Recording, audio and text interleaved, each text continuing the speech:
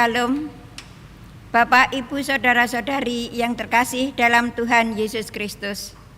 Kita berjumpa kembali dalam kebaktian online GKI Purbalingga. Berikut ini ada beberapa warta yang perlu kami sampaikan. Warta yang pertama, pelayan firman. Yang melayani firman pada kebaktian online hari ini, Minggu tanggal 5 September 2021 adalah Saudari Karsten Anindya Putri Kasih, calon pendeta GKI Purbalingga. Warta yang kedua, informasi dan kegiatan di GKI Purbalingga. Bapak Ibu dapat melihat informasi dan kegiatan-kegiatan di GKI Purbalingga yang akan dilaksanakan sepekan ke depan, seperti acara Komisi Remaja, pemahaman Alkitab, dan informasi lainnya dalam warta jemaat yang telah dibagikan di WhatsApp Group maupun dapat memintanya di kantor gereja. Sekian warta lisan yang kami sampaikan. Kami terus menghimbau anggota jemaat dan simpatisan agar tetap menerapkan protokol kesehatan sebagai wujud kesediaan kita memelihara kehidupan serta saling menjaga dan melindungi. Saat ini, mari kita menyiapkan hati untuk datang beribadah kepada Tuhan. Selamat beribadah.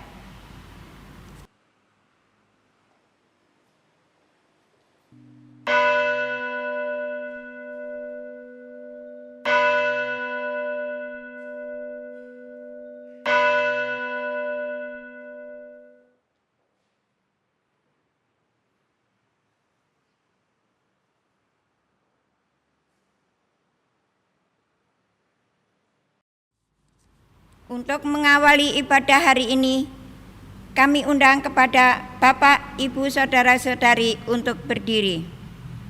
Saudara-saudari yang dikasihi oleh Tuhan, bukan karena kuat dan gagah kita, saat ini kita dapat kembali berhimpun untuk merespon Dia yang memanggil kita bersekutu dengannya. Karena itu, dalam rasa syukur, marilah kita nyanyikan NKB 17 bait 1 dan 3. Agunglah kasih Allahku.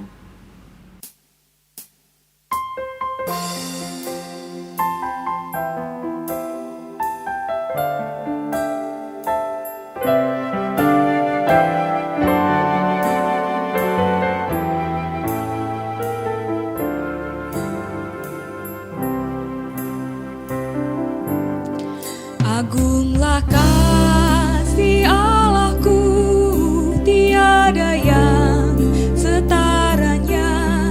Neraka dapat direngku, kartika pun tergapailah. Karena kasih-Nya agunglah, Sang Putra menjelma. Dia mencari sesat dan diampuninya.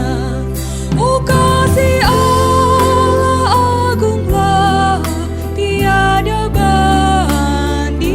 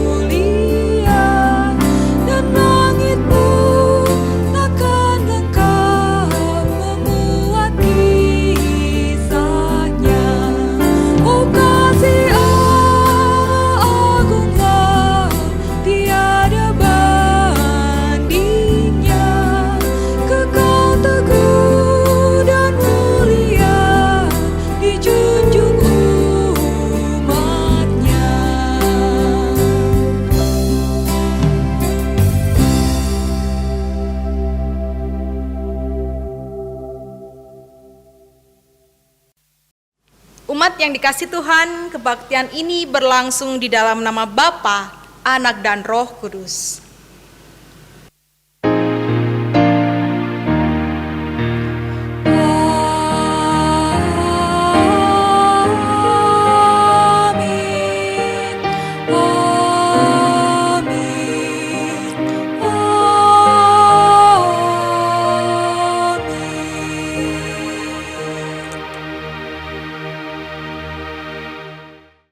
Damai Kristus beserta saudara. Dan menyertai saudara juga. Saudara-saudari yang dikasihi Tuhan, di dalam Yesaya 35 ayatnya yang ke-4b dituliskan, kuatkanlah hati, janganlah takut, lihatlah Allahmu akan datang dengan pembalasan dan ganjaran Allah. Ia sendiri datang menyelamatkan kamu. Kata-kata ini adalah kata-kata yang Allah kehendaki agar disampaikan oleh Yesaya kepada bangsa Israel yang saat itu mulai tawar hati, mulai lelah, mulai putus asa. Kita mengingat betapa kesulitan-kesulitan yang dialami bangsa Israel selama perjalanan hidupnya membuat mereka jatuh bangun. Bahkan Israel lebih banyak mengeluh, lebih banyak marah, memberontak oleh karena tidak tahan menghadapi kesulitan demi kesulitan. Menjadi pertanyaan, bagaimana dengan kita? Apakah kita juga demikian? Apakah terkadang atau justru sering kita gagal di dalam bertahan saat menghadapi kesulitan demi kesulitan dalam hidup ini? Apakah kita demikian? Kita mengimani Allah yang memelihara kehidupan, tetapi ketika kesulitan datang bertubi-tubi, ketika kesulitan datang silih berganti, kemudian kita menjadi enggan untuk bertahan dan memilih untuk mengalihkan hati dan pikiran kita daripada Allah. Melalui perenungan tema kita di minggu ini, dari kisah perempuan Sirofenisia dan orang-orang yang membawa orang tuli dan gagap kepada Yesus, kita kembali mau belajar bagaimana bertahan di dalam pengharapan kita. Bagaimana kita tabah di dalam berharap. Tidak mudah memang ketika kita berbicara soal kehidupan ini. Tapi kita juga meyakini bahwa berkat Tuhan atasnya tidak murah. Ya, karena itu mari kita menaikkan syukur kita. Kebaktian kita saat ini menjadi bukti bahwa berkatnya selalu tercurah untuk hidup kita. Berkatnya tidak murah dalam hidup kita. Di tengah kehidupan yang tidak mudah ini. Saat ini kita sekaligus mau mengakui keterbatasan kita ketika kita bertahan di dalam iman dan pengharapan kita kepada Tuhan. Mari kita datang di dalam doa pengakuan dosa. Mari kita berdoa. Terpujilah Tuhan yang kasih-Nya begitu agung. Bahkan laut dan langit tak cukup untuk bisa melukiskan dan menuangkan betapa keagungan kasih-Mu itu. Terima kasih Tuhan untuk kehidupan yang begitu berwarna. Ada peristiwa suka, ada peristiwa duka. Ada peristiwa yang membuat kami senang, bahagia, tertawa, tetapi juga ada peristiwa yang membuat kami bersedih, menangis, kecewa, bahkan membuat kami bertanya-tanya apa maksud Tuhan dalam hidup kami. Saat ini kami juga mau mengakui keterbatasan kami. Ketika terkadang ada di antara kami yang hidup tidak sabar, belum sepenuhnya tabah, memilih tergesa-gesa ketika menjalani kehidupan ini yang di dalamnya ada banyak ketidaktahuan kami. Sehingga akhirnya membuat kami mengambil jalan pintas. Di tengah kesulitan, pergumulan, bahkan beban kehidupan kami. Yang justru akhirnya mendukakan hati-Mu. Tolong kami, supaya hidup kami benar-benar bisa berjalan di dalam anugerah-Mu. Artinya kami mau terus memperjuangkan hidup yang berkenan kepada-Mu. Oleh karena itu, dengan kerendahan hati ini, kasihanilah kami dan peganglah tangan kami, supaya kami terus berjalan bersama dengan kehendak-Mu. Amin. Saudara-saudara yang terkasih, dalam Daniel 9 ayat 9 dituliskan, "Pada Tuhan Allah kami ada kesayangan dan keampunan, walaupun kami telah memberontak terhadap Dia." Ya, berbahagialah setiap kita yang telah mendapatkan kasih sayang dan pengampunan dari Allah. Demikianlah berita anugerah dari Tuhan. Syukur kepada Allah.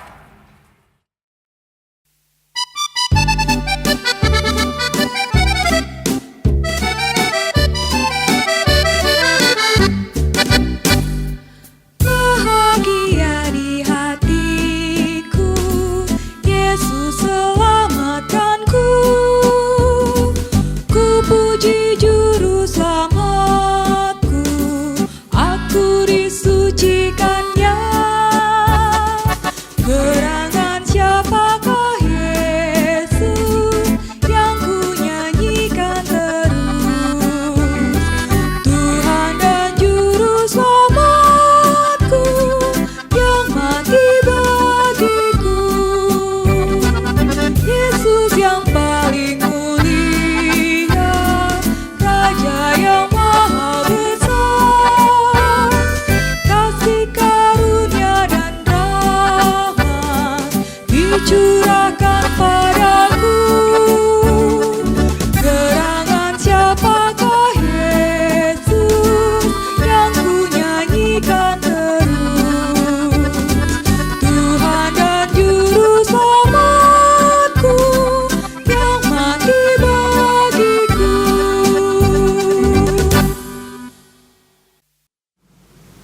Saudara, kita akan merenungkan firman Tuhan. Mari kita terlebih dahulu berdoa, memohon pertolongan Roh Kudus. Mari kita berdoa. Di dalam ketidaktahuan kami akan hari esok, sungguh hanya firman-Mu lah yang dapat meneguhkan langkah kami. Karena itu ya Tuhan, tolong kami agar firman-Mu tidak sambil lalu begitu saja, tetapi menjadi benih inspirasi yang akan tertanam dengan baik di dalam hati maupun pikiran kami. Sehingga sekalipun ada badai kehidupan yang begitu hebat di depan kami, kami tidak segera menjadi putus asa. Kami diberikan kemampuan untuk tetap bertahan, untuk tetap berjuang bersama dengan Engkau. Sehingga iman, pengharapan, dan kasih kami juga boleh terus bertumbuh di dalam Engkau. Roh Kudus, bersama-samalah dengan kami saat ini. Roh Kudus yang akan mengajar kami, membimbing, menegur, dan menghibur kami, juga akan menuntun hamba-Mu yang akan menyampaikan firman-Mu, supaya waktu ini benar-benar menjadi waktu yang berkualitas, di mana Engkau menjumpai setiap kami dalam keberadaan kami masing-masing saat ini. Di dalam Kristus Yesus, firman yang telah menjadi manusia, kami berdoa dan berserah. Amin. Inilah Injil Yesus Kristus menurut Markus 7 ayat 24 sampai dengan 37. Markus 7 ayat 24 sampai 37. Perempuan Siro-Fenisia yang percaya. Lalu Yesus berangkat dari situ dan pergi ke daerah Tirus. Ia masuk ke sebuah rumah dan tidak mau bahwa ada orang yang mengetahuinya, tetapi kedatangannya tidak dapat dirahasiakan. Malah seorang ibu yang anaknya perempuan kerasukan roh jahat segera mendengar tentang dia, lalu datang dan tersungkur di depan kakinya. Perempuan itu seorang Yunani, bangsa Siro-Fenisia. Ia memohon kepada Yesus untuk mengusir setan itu dari anaknya. Lalu Yesus berkata kepadanya, "Biarlah anak-anak kenyang dahulu, sebab tidak patut mengambil roti yang disediakan bagi anak-anak dan melemparkannya kepada anjing." Tapi perempuan itu menjawab, "Benar Tuhan, tetapi anjing yang di bawah meja juga makan remah-remah yang dijatuhkan anak-anak." Maka kata Yesus kepada perempuan itu, "Karena kata-katamu itu, pergilah sekarang, sebab setan itu sudah keluar dari anakmu." Perempuan itu pulang ke rumahnya, lalu didapatinya anak itu berbaring di tempat tidur, sedang setan itu sudah keluar. Yesus menyembuhkan seorang tuli. Kemudian Yesus meninggalkan pula daerah Tirus dan dengan melalui Sidon pergi ke Danau Galilea di tengah-tengah daerah Dekapolis. Di situ orang membawa kepadanya seorang yang tuli dan yang gagap dan memohon kepadanya supaya ia meletakkan tangannya atas orang itu. Dan sesudah Yesus memisahkan dia dari orang banyak sehingga mereka sendirian, ia memasukkan jarinya ke telinga orang itu, lalu ia meludah dan meraba lidah orang itu. Kemudian sambil menengadah ke langit, Yesus menarik nafas dan berkata kepadanya, "Efata," artinya terbukalah. Maka terbukalah telinga orang itu dan seketika itu terlepas pulalah pengikat lidahnya, lalu ia berkata-kata dengan baik. Yesus berpesan kepada orang-orang yang ada di situ supaya jangan menceritakannya kepada siapapun juga. Tetapi makin dilarangnya mereka, makin luas mereka memberitakannya.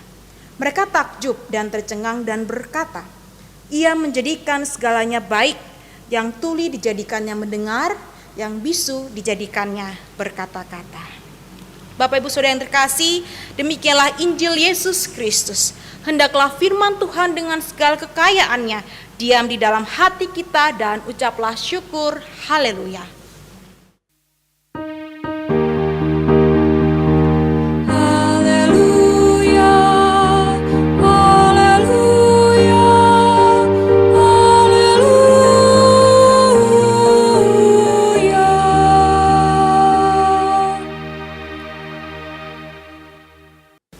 Ketabahan dalam berharap.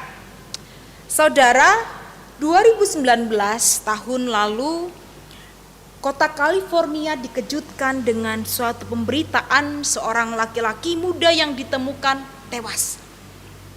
Yang membuat heboh bukan karena menemukan laki-laki tersebut dalam keadaan tewas akibat bunuh diri. Tetapi lebih dari itu, banyak orang menjadi terkejut setelah mereka mengetahui identitas siapa yang akhirnya memilih untuk mengakhiri kehidupannya dengan cara yang sungguh mengenaskan, yaitu bunuh diri. Saudara dapat menebak siapakah dia? Apakah dia adalah seorang yang terkenal, seorang yang punya jabatan, sampai dia sebegitu depresinya sehingga memilih untuk mengakhiri hidupnya dengan bunuh diri? Siapakah dia? Dia adalah Jared Wilson. Jared Wilson merupakan seorang pendeta muda dan advokat atau konsultan dengan bidang kesehatan mental. Sekali lagi saya katakan, beliau adalah seorang pendeta muda dan advokat atau konsultan di bidang kesehatan mental. Membingungkan bukan? Bagaimana bisa seorang yang mungkin dalam kacamata kita akan mempunyai sejuta cara untuk keluar dari krisis yang dialami, justru tampak seperti tidak mempunyai alternatif satupun untuk bisa keluar dari masalah hidupnya, dan akhirnya memilih bunuh diri sebagai langkah akhir dari kehidupannya. Bagaimana bisa? Sampai-sampai ada seorang pemuda dari gerejanya menulis demikian di status media sosialnya. "Kamu selalu mengatakan bahwa bunuh diri bukan kata akhir, tetapi harapan adalah kata akhir. Sayang, justru kamu memilih bunuh diri menjadi kata akhir." Saudara, sungguh ironi. Dan tentu kisah ini adalah kisah nyata ya Bapak Ibu, bukan dongeng. Nah, nanti Bapak Ibu bisa membaca lebih lanjut cerita ini di internet. Ketik saja Jared Wilson, kita akan mendapatkan beritanya. Saudara, dari realitas ini kita tahu bahwa jalan buntu, keputusasaan, krisis yang begitu hebat bisa menimpa siapa saja. Tidak mengenal atau memandang latar belakang orang tersebut. Apakah dia adalah seorang yang cerdas? Apakah dia adalah seorang yang pandai, yang punya visi misi yang hebat, yang punya strategi yang luar biasa? Bahkan dalam kasus ini seorang yang menurut kita mempunyai iman yang meyakinkan. Nah, secara tidak langsung realitas ini juga sebenarnya menegur kita bahwa kita supaya tidak menaruh stigma atau asumsi-asumsi tertentu terhadap orang dengan status atau profesi tertentu. Dengan kata lain, realitas ini mengatakan bahwa semua pasti pernah menghadapi titik jenuh, siapapun itu, pernah menghadapi jalan buntu, karena mereka juga manusia yang punya keterbatasan. Karenanya terhadap siapapun itu kita perlu menjadi teman, perlu mendukung dia, memperhatikan dia, bukan selalu menuntut dengan asumsi atau ekspektasi-ekspektasi tertentu. Supaya orang itu juga bisa menikmati kehidupannya dan menjadi pribadi yang mempunyai daya juang untuk melanjutkan kehidupannya, yang tentu punya pergumulannya masing-masing. Karena itu saudara, terkait dengan realitas ini, seorang bernama Paul Stoll mengemukakan bahwa kecerdasan intelektual atau yang biasanya kita kenal, biasa kita dengar dengan istilah IQ, kemudian juga kecerdasan emosi atau EQ, dan spiritual, kecerdasan spiritual atau SQ, tanpa dibarengi dengan ketabahan untuk mengupayakan sebuah idealis, bertahan di dalam kesulitan, maka akan menjadi sia-sia, maka akan kandas di tengah jalan. Bagi Stoltz, tanpa kecerdasan daya bertahan, seseorang akan sulit untuk bisa bertahan di tengah kemelut hidupnya. Karena itu Stoltz mengembangkan sebuah konsep kecerdasan, yaitu EQ atau AQ gitu ya, Adversity Quotient. Kemampuan yang dimiliki seseorang dalam mengamati dan mengelola kesulitan dengan kecerdasan yang dimilikinya, sehingga akan menjadi sebuah tantangan untuk diselesaikan. Ya, Stoltz melengkapi bahwa manusia juga memerlukan kecerdasan di dalam bertahan. Lebih lanjut, Stoltz membedakan 3 tingkatan kecerdasan daya tahan tersebut menjadi 3 ya, yang diinspirasikan dari kisah pendaki gunung Everest. Nah, saudara bisa sambil mengecek diri saudara termasuk golongan yang mana. Yang pertama, quitters. Jadi orang-orang dalam golongan ini adalah orang yang akan berhenti ketika kesulitan datang, dia akan segera putus asa dan menyerah, tidak mau lagi melanjutkan perjuangannya, pendakiannya. Itulah quitters. Yang kedua adalah campers, dari arti kata camping atau berkemah gitu ya. Jadi orang-orang dalam kategori ini, dia memiliki beberapa langkah yang lebih maju. Artinya dia memiliki daya tahan yang lebih baik, tapi tetap sedang-sedang saja. Karena ketika dia sudah mendapatkan zona nyamannya, sudah menemukan titik nyamannya, dia akan segera membangun kemah. Dia akan segera menetap puas dengan pencapaiannya tersebut dan tidak akan memilih untuk melanjutkan perjalanan. Ya, orang-orang seperti ini tidak terlalu menyukai tantangan. Itulah campers. Yang ketiga ini adalah climbers atau pendaki.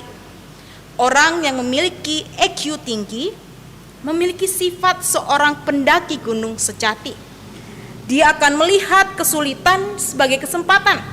Artinya akan terus bertahan, bahkan akan selalu mencari alasan untuk mencari atau mendaki puncak-puncak yang lain.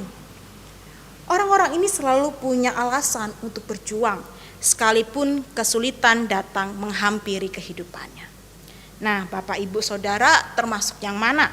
Apakah quitters, apakah campers, atau climbers? Hari ini kita akan bersama melihat melalui bacaan kita saat ini sosok yang begitu tabah, yang gigih ketika memperjuangkan pemulihan bagi orang yang dikasihinya. Kita dapat mengatakan orang tersebut memiliki daya tahan yang baik, kecerdasan EQ yang baik, karena dia mau terus berjuang tanpa mengenal kata putus asa. Siapakah dia? Nah, dalam bacaan kita saat ini dikisahkan 2 orang. Karena kita membaca 2 perikop yang berbeda, atau 2 kelompok orang yang sedang berjuang di dalam kemelut hidupnya. Perjuangan itu bermula ketika Yesus pergi ke daerah Tirus dengan maksud untuk menjauhi diri, menghindari diri dari keramaian orang banyak. Tetapi karena begitu masifnya kabar tentang karya Yesus yang hebat itu, akhirnya Yesus pun ditemui oleh seorang ibu asal Venesia. Ini adalah berkebangsaan Kanaan tetapi berbudaya Yunani, yang anak perempuannya sedang kerasukan roh jahat. Bapak Ibu Saudara, fenomena kerasukan roh jahat ini sering terjadi pada masa itu. Fenomena ini akan membuat seseorang akan menjadi sangat menderita. Itu sebabnya sang ibu tidak tega melihat anaknya di dalam penderitaan itu, sehingga karena beliau sudah mendengar begitu hebat karya Yesus, dia segera menghampiri Yesus dan memohon kepada Yesus untuk menyembuhkan, untuk memulihkan anaknya. Ibu itu begitu memohon kepada Yesus, bahkan ia rela menempatkan dirinya seperti anjing untuk menunggu jatuhnya remah-remah dari meja sang tuan demi kesembuhan sang anak. Saudara-saudara, pemakaian kata anjing ini mungkin terdengar kurang pantas. Yesus menyamakan perempuan tersebut dengan anjing. Yesus apakah menyinggung perempuan itu? Mari kita melihat konteksnya terlebih dahulu. Nah, kata anjing ini dalam bahasa asli menggunakan kata kinaria atau anjing kecil, anjing peliharaan, bukan anjing liar. Ya, memang untuk orang-orang Yahudi saat itu, mereka yang berkebangsaan non-Yahudi atau dalam hal ini adalah seorang Kanaan dan berbudaya Yunani, dianggap sebagai orang kafir, orang yang najis. Bisa dikatakan atau bisa disamakan kedudukannya seperti anjing, dalam tanda petik anjing liar. Tetapi justru Yesus menggunakan kata kinaria, di mana dalam kebudayaan saat itu juga dalam konteks bangsa si perempuan tersebut, bangsa Kanaan itu, anjing-anjing yang kecil itu akan selalu ikut makan bersama tuannya. Artinya anjing itu juga mendapat perhatian khusus dari tuannya. Nah, secara tidak langsung Yesus ingin mengcounter atau Yesus ingin menjembatani, ingin menyampaikan.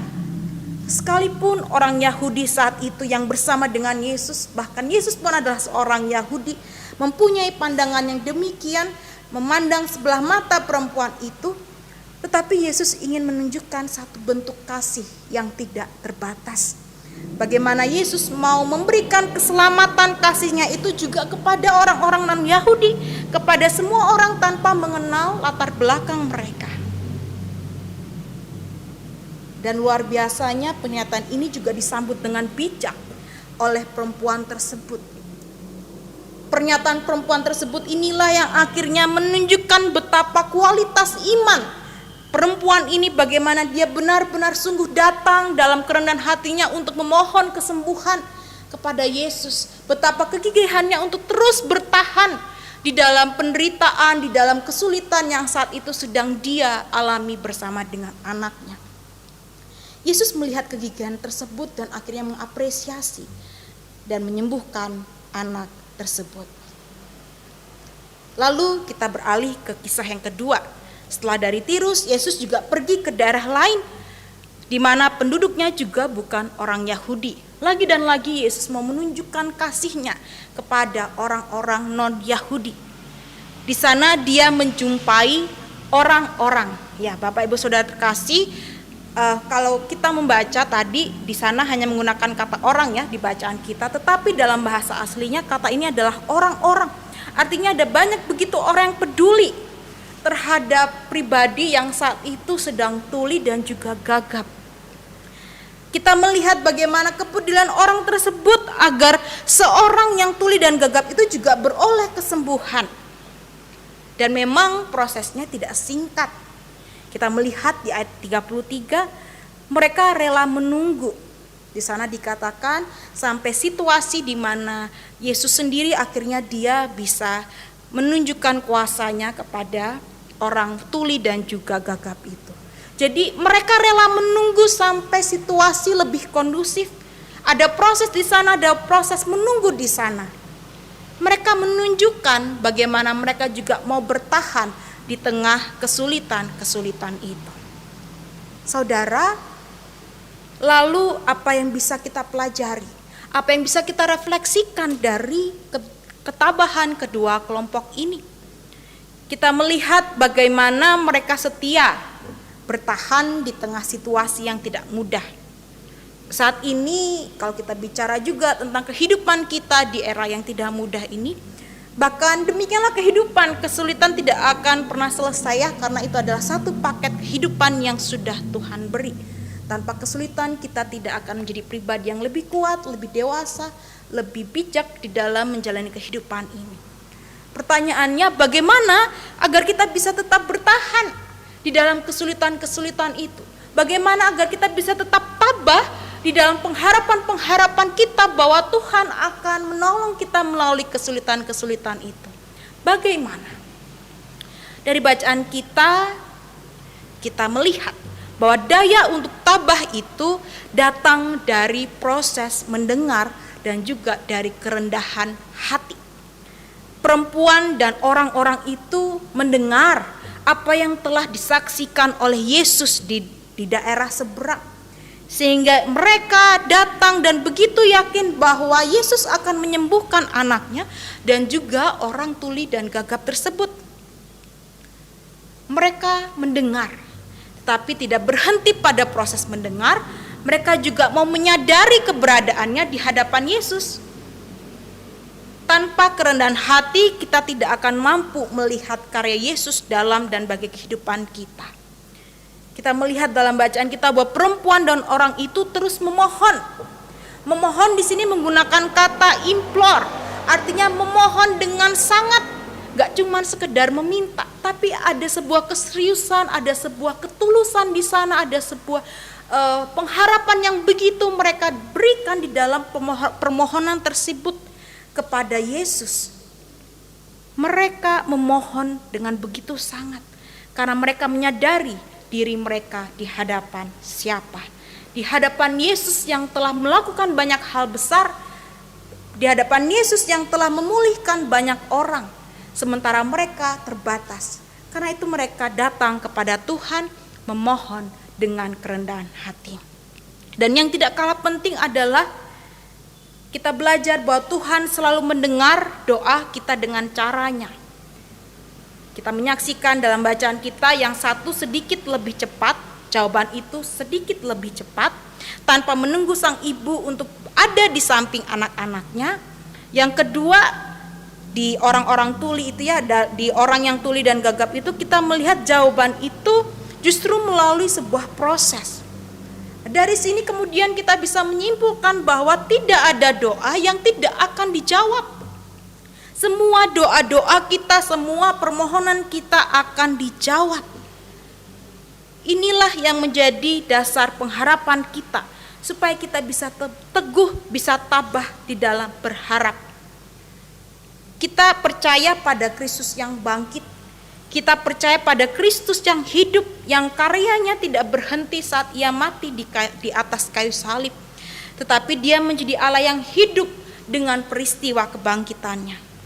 Karena itu saudara percayalah bahwa dalam setiap penderitaan, kesulitan hidup yang saat ini sedang kita alami, pasti ada akhirnya. Sekalipun akan ada muncul kesulitan atau pergumulan-pergumulan yang baru. Tetapi firman Tuhan kembali menguatkan bahwa Allah yang hidup itu senantiasa menyertai, memberikan pengharapan bagi kita yang mau percaya kepadanya dengan teguh. Sekalipun jawaban itu adalah jawaban sesuai dengan kehendak Tuhan, dengan caranya yang unik, ada yang langsung, ada yang melalui proses, tapi semuanya menunjukkan bahwa kasih Tuhan selalu bersama dengan kita. Ketika kepedulian ilahi itu hadir, ketika Allah itu peduli, maka yang hina menjadi mulia, yang nothing menjadi something, yang tidak ada apa-apanya menjadi sesuatu yang berharga, menjadi seorang, menjadi pribadi yang berharga, yang nobody menjadi somebody. Ya, hari ini kita belajar bagaimana kita bisa melalui kesulitan-kesulitan di dalam hidup kita yang diinspirasikan dari dua tokoh. Pertama dari sang ibu yang anaknya kerasukan, roh jahat. Yang kedua dari sekelompok orang yang membawa seorang tuli dan juga gagap kepada Yesus. Kalau saya bisa menyederhanakannya, untuk bisa kita ingat apa yang bisa kita terus perjuangkan dalam hidup ini ketika kita ingin tabah, ketika kita harus bertahan di dalam kesulitan-kesulitan itu, saya menyederhanakannya menjadi DRSY. DRSY ini terinspirasi dari ucapan-ucapan yang saya dapat ketika hari Minggu tiba atau ketika waktunya kebaktian dari rumah saja dilaksanakan di setiap minggunya.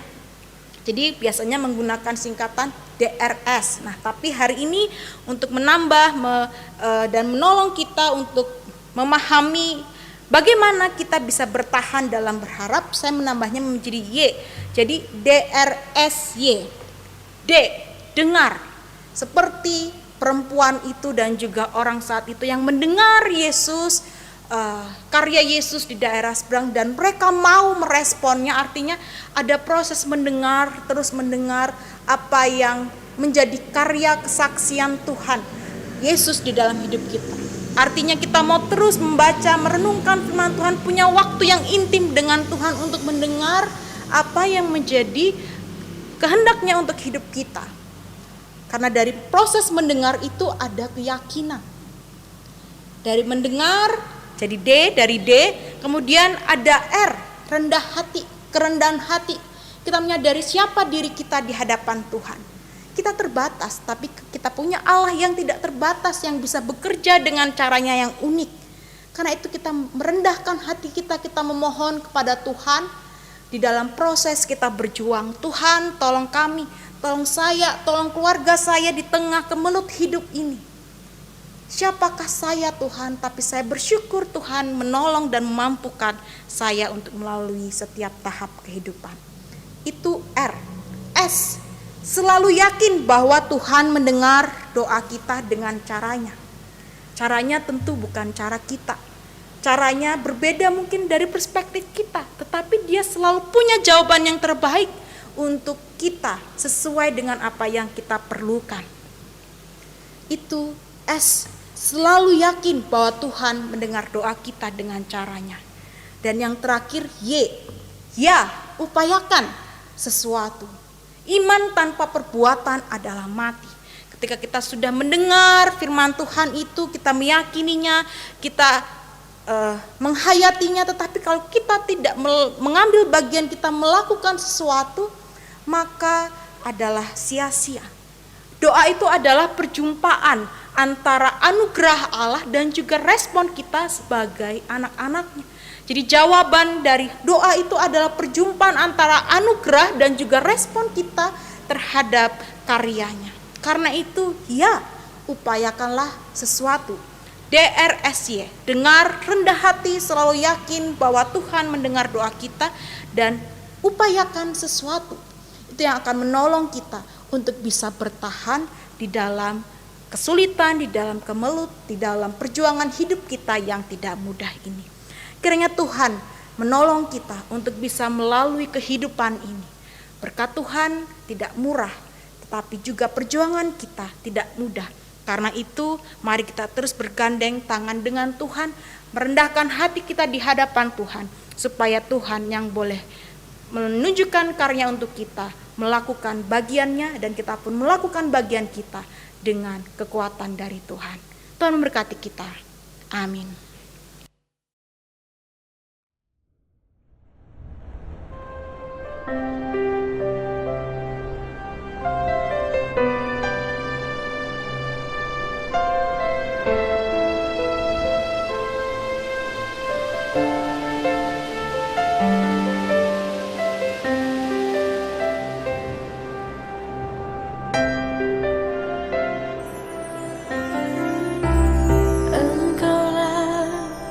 Perisaiku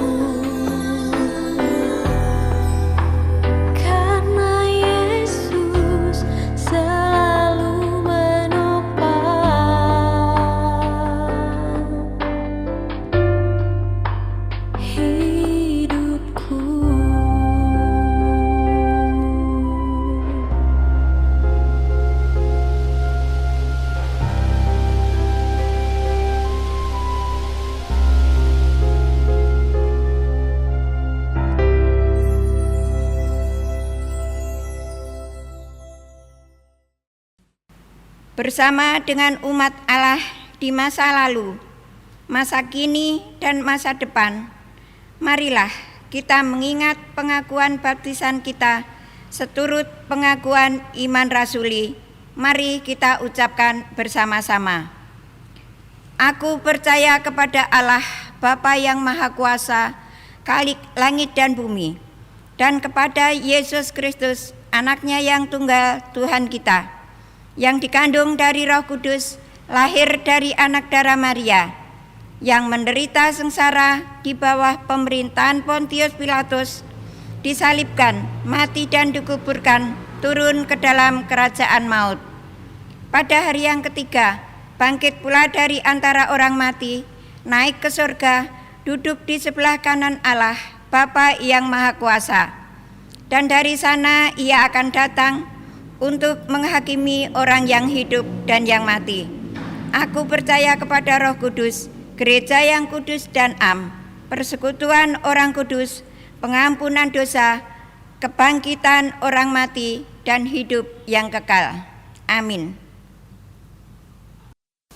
Saudara, mari kita menaikkan doa-doa syafaat kita. Mari kita bersatu hati di dalam doa kita. Mari kita berdoa. Ya Tuhan, saat ini kami kembali datang ke hadapan-Mu. Dengan kerendahan hati kami ingin menaikkan doa-doa syafaat kami untuk saudara, untuk sahabat, untuk rekan, untuk mereka yang Tuhan hadirkan, mengisi dan juga menemani perjuangan kehidupan kami. Kami mengingat saudara-saudara kami, baik di rumah sakit maupun yang sedang dalam masa pemulihan di rumah. Kiranya Tuhan yang menganugerahkan kepada mereka kekuatan, semangat untuk tetap berjuang di tengah keterbatasan fisik saat ini. Lebih dari itu, kiranya iman dan pengharapan mereka boleh semakin bertumbuh di dalam Engkau. Kami yakin bahwa pada waktu Tuhan, waktu yang terbaik, mereka akan beroleh kesembuhan dari-Mu. Tuhan juga yang akan bersama dengan keluarga dan juga tim kesehatan yang mendampingi. Kiranya damai Tuhan, kekuatan, kesehatan, kesabaran, kelemah lembutan boleh mengiringi hari-hari mereka, sehingga mereka bisa melakukan bagian mereka menjadi perpanjangan tangan Tuhan yang penuh kasih itu. Kami juga hendak mempercayakan orang tua kami, mereka yang sudah berusia lanjut, di tengah setiap gejolak yang mereka rasakan, yang mereka alami. Engkau sajalah yang akan merengkuh, menopang, menolong mereka. Kami berdoa bagi anak cucu, saudara, maupun teman-teman kami di dalam kesibukan mereka di lingkungan sekolah maupun pekerjaan, yang saat ini juga masih diwarnai dengan kegiatan secara online atau daring. Kiranya Tuhan boleh memberikan kepada mereka daya tahan yang baik, mental yang sehat, demikian hati dan pikiran yang dipenuhi oleh damai, sehingga mereka boleh tetap menikmati setiap proses kehidupan di dalam hidup mereka menjadi momen yang baik untuk mengaktualisasi diri, terlebih untuk mengerjakan panggilan Tuhan di dalam hidup mereka. Kami mengingat mereka yang masih berjuang untuk mencari pekerjaan, untuk mereka yang merindukan kehadiran pasangan hidup maupun kehadiran anak cucu di tengah kehidupan mereka. Kiranya Tuhan juga yang akan menemani mereka di masa-masa penantian ini, sehingga mereka boleh tetap bersandar penuh hanya kepada kedaulatan Tuhan. Mereka juga boleh tetap menanti dengan sukacita, dengan terus melakukan bagian mereka yang terbaik, karena kami sungguh percaya bahwa rencana Tuhan adalah rancangan damai sejahtera yang akan diberikan kepada anak-anak-Mu yang mau terus berserah kepadamu. Ya Tuhan, saat ini kami juga mengingat mereka, saudara-saudari kami yang berduka. Kiranya Tuhan yang boleh menolong mereka melalui setiap fase dalam kedukaan itu, sehingga mereka boleh dimampukan untuk bisa berdamai dan juga bangkit dari kedukaan itu menjadi daya yang memulihkan dan memberdayakan kehidupan mereka. Kiranya Tuhan bersama membalut setiap hati yang terluka dan juga berduka. Tak lupa juga kami mendoakan gereja-Mu, GKI Purbalingga, dan juga gereja-gereja di dunia ini. Selalu satukan kami ya Tuhan di tengah proses kami menyesuaikan diri terhadap situasi di sekitar. Kiranya Engkau Allah yang akan menopang Engkau akan merekatkan kami, menolong kami majelis jemaat, badan pelayanan jemaat, aktivis, anggota jemaat, maupun simpatisan siapapun kami yang Tuhan percayakan menjadi gereja-gerejamu. Karena kami mau bahu-membahu mewujudkan kasih Kristus di tengah kehidupan bergereja kami. Dan kami mau tetap mengarahkan hati dan pikiran kami supaya kami bisa tetap melakukan panggilan dan tugas kami sebagai gerejamu di tengah dunia ini. Kami juga bersyukur kami boleh menjadi bagian dari negeri kami tercinta Indonesia. Kami mau berdoa bagi para pemimpin negeri ini yang terus berjuang merumuskan kebijakan untuk mendatangkan kesejahteraan bagi rakyatnya. Sekalipun tidak selamanya kebijakan itu bisa menyenangkan banyak pihak, tetapi biarlah hikmat Tuhan yang terus menolong mereka, mendampingi mereka, menyertai mereka dalam proses perumusan kebijakan. Sehingga perlahan tapi pasti tercipta keadilan dan juga kesejahteraan di Indonesia ini dari Sabang sampai Merauke. Kasih Tuhan juga akan memberkati karya dan keseharian para pemimpin negeri kami bersama dengan keluarganya. Tolong kami sebagai rakyat Indonesia supaya kami juga mengerjakan bagian kami dengan hati yang bersuka, mensukseskan apa yang telah diputuskan atau yang telah diprogramkan oleh pemerintah atau para pemimpin negeri ini. Dengan suatu kesadaran penuh bahwa Engkau juga mengutus kami untuk mengusahakan kesejahteraan kota atau tempat di mana Engkau mengutus kami.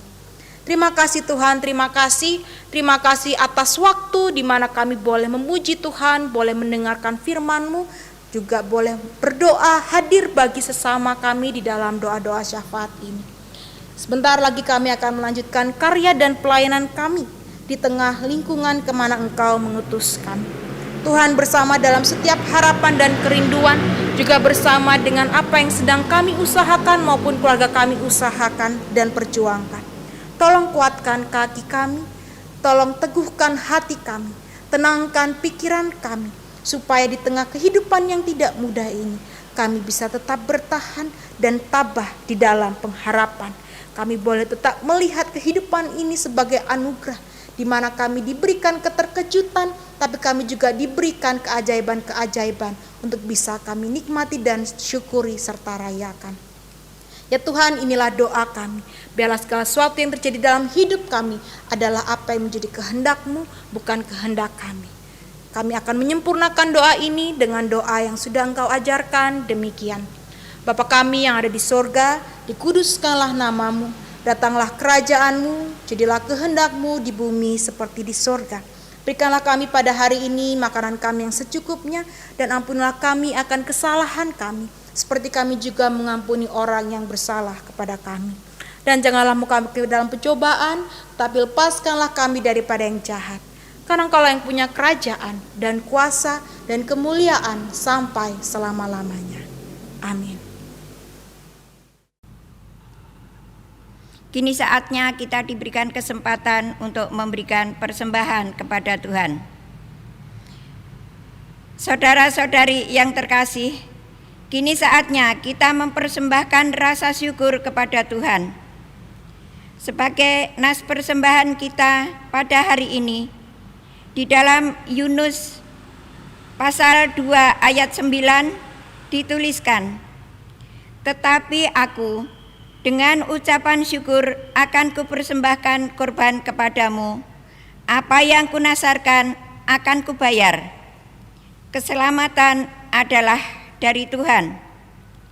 Persembahan Bapak Ibu dapat diserahkan secara langsung ke kotak persembahan atau diserahkan ke kantor gereja pada jam kerja. Selain itu, Bapak Ibu juga dapat menyampaikan persembahan dengan transfer ke rekening gereja melalui Bank Mandiri maupun Bank BCA. Mari kita bawa persembahan kita di dalam doa. Tuhan Allah yang baik, yang berkenan kami panggil Bapa di dalam nama Yesus Kristus, Tuhan dan Juru Selamat kami. Puji syukur dan terima kasih Tuhan kami naikkan kepadamu. Terima kasih Tuhan, Pada saat ini, kami masih diberikan kesempatan untuk datang beribadah kepadamu, walaupun secara online. Tuhan, pada saat ini juga Tuhan, kami datang untuk membawa persembahan yang berasal dari tangan-Mu yang suci kudus. Tuhan, sebagian kecil dari berkat-berkat yang sudah Tuhan berikan kepada kami akan haturkan kepadamu. Tuhan kiranya berkenan untuk menerima, memberkati dan menguduskan persembahan kami ini, agar persembahan kami ini bisa menjadi persembahan yang berkenan di hadapan Tuhan. Tolong kami juga Tuhan, agar kami bisa mengelola persembahan kami ini yang sudah Tuhan kuduskan, agar bisa dipakai untuk pelayanan kerajaan Tuhan, khususnya di GKI Purbalingga. Berkati setiap kami Tuhan yang akan mengelolanya, agar kami bisa mempergunakannya seturut dengan kehendak-Mu. Ampuni kami Tuhan, apabila di dalam kami mempersembahkan persembahan ini ada kesalahan-kesalahan kami.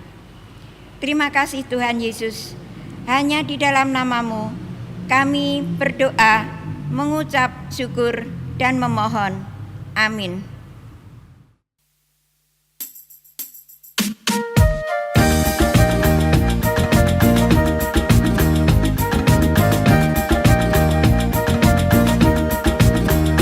Bila badai hidup menerpangmu dan cobaan pun datang mengganggu, hanya satu janji harapanmu, ya janji Tuhanmu pegang teguh.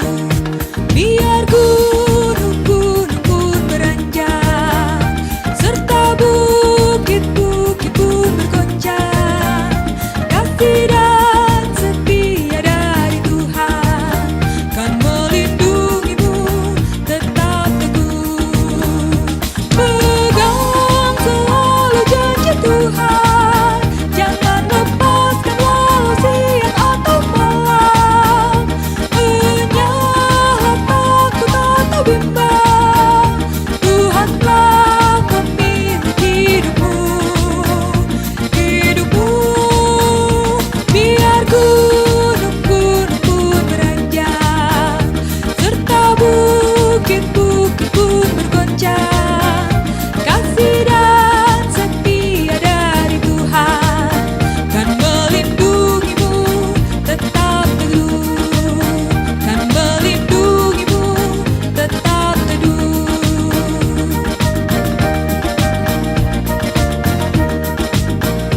Bila badai hidup menerpangmu dan cobaan pun datang mengganggu, hanya satu janji harapanmu, ya janji Tuhanmu pegang teguh. Biar gunung-gunung pun beranjak, serta bukit-bukit pun bergoncang, kasih dan setia dari Tuhan kan melindungimu tetap teguh. Pegang selalu janji Tuhan, jangan lepaskan walau siang atau malam. Enyahlah takut atau bimbang, Tuhanlah pemilik hidupmu. Biar gunung-gunung pun beranjak, serta bukit-bukit pun bergoncang, kasih dan setia dari Tuhan kan melindungimu tetap teduh, kan melindungimu tetap teduh.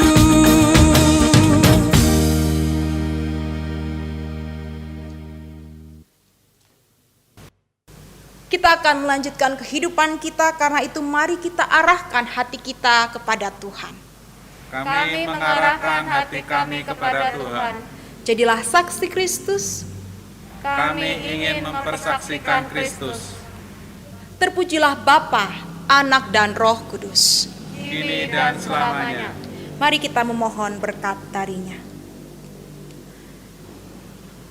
Dan Allah, sumber segala kasih karunia yang telah memanggil kita dalam Kristus kepada kemuliaan yang kekal, akan melengkapi, meneguhkan, menguatkan, dan mengokohkan kita di dalam iman, pengharapan, dan kasih kita. Dialah yang mempunyai kuasa sampai selama-lamanya. Amin.